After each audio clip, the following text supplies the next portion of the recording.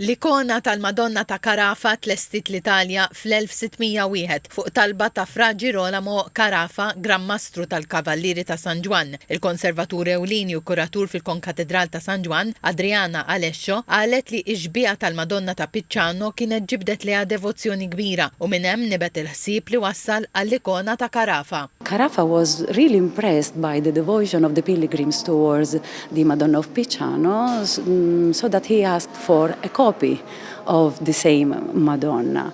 And he used to carry these paintings always with him. When Carafa came back to Malta, he brought the icon on the island, and we know, thanks to archival research, that the painting was first exhibited in the Church of Our Lady of Victory here in Valletta, and then in 1622 was transferred to St. John's Co-Cathedral, and exactly in the chapel of the Lango of Italy.